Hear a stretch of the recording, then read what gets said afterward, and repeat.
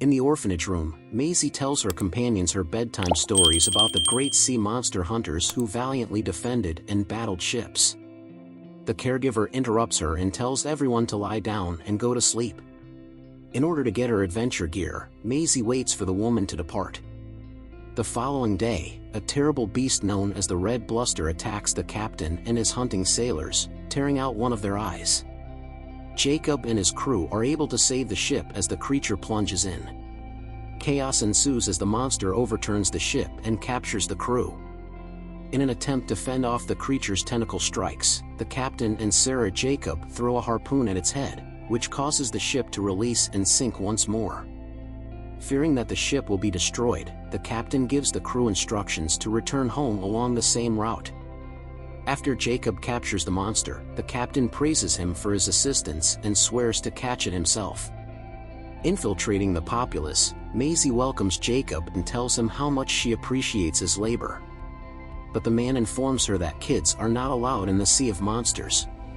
The protagonist of the tale is Maisie, a young girl who is adamant on asking Jacob, the captain, for assistance.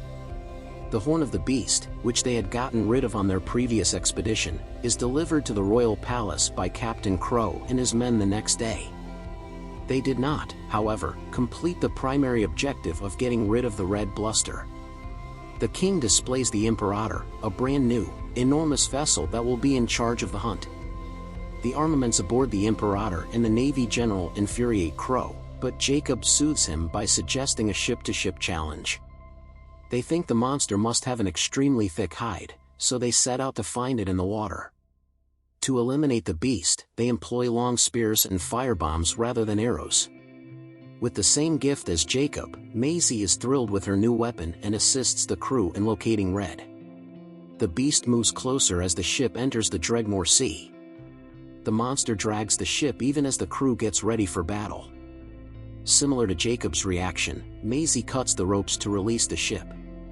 Jacob and Maisie are flung into the water and forced to confront the monster as the ship returns to its regular position. They board a small boat, which is then devoured by the monster.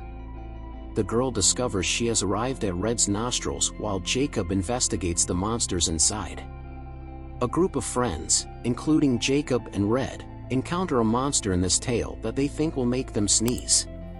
They make an unsuccessful attempt to get rid of the creature.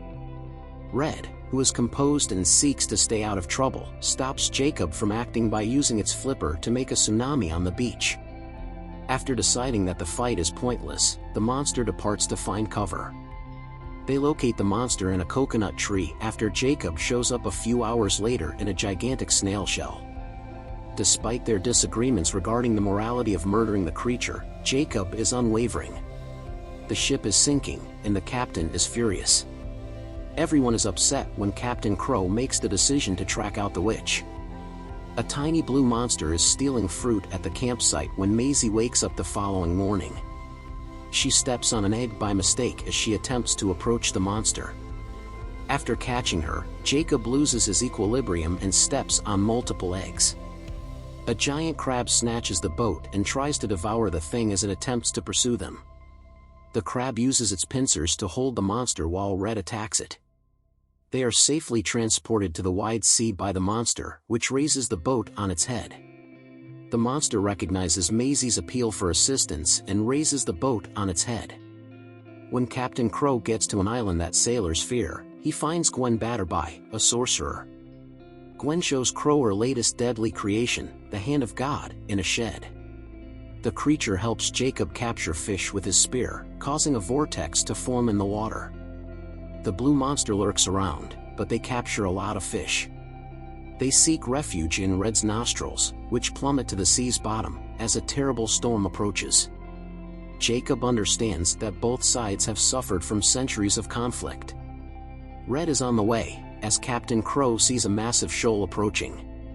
After arriving in Rum Pepper Island with Jacob, Maisie is disappointed to hear that the sailor will return her to the orphanage. Red climbs to the top of a hill after sensing impending danger. The creature moves through the ocean toward Captain Crow's ship. Captain Crow rams the rocket into the witch's deadly harpoon after the sailors fill it with a unique poison. The crew warns of an oncoming boat while Maisie and Jacob are trapped by sailors in a web of ropes. When Maisie awakens, she witnesses the captain berating Jacob for his actions. A truce cannot be declared with a monster. Jacob stops Maisie's attempt to strike the captain. Maisie goes to drink with Crow in his room.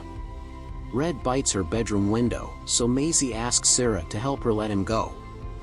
A blue monster attacks Maisie's bedroom window as the kingdom draws near. She looks through monster storybooks and finds that all have the same royal emblem. Crow commends Red on his achievement as the king announces that they have won the contest. Sarah assists her in cutting the rope after the captain stabs Jacob in the face. Despite being free, Red falls onto the palace and ship. The monster hunt comes to an end when Maisie and Jacob seize Red's spear and the Navy fleet prepares cannons for the assault. The populace cries for Red's release, but the king and queen are incensed. In a distant universe where hunting marine creatures is non-existent, Jacob and Maisie head towards the horizon on Red's bluster of the seas, where they cohabitate as father and daughter.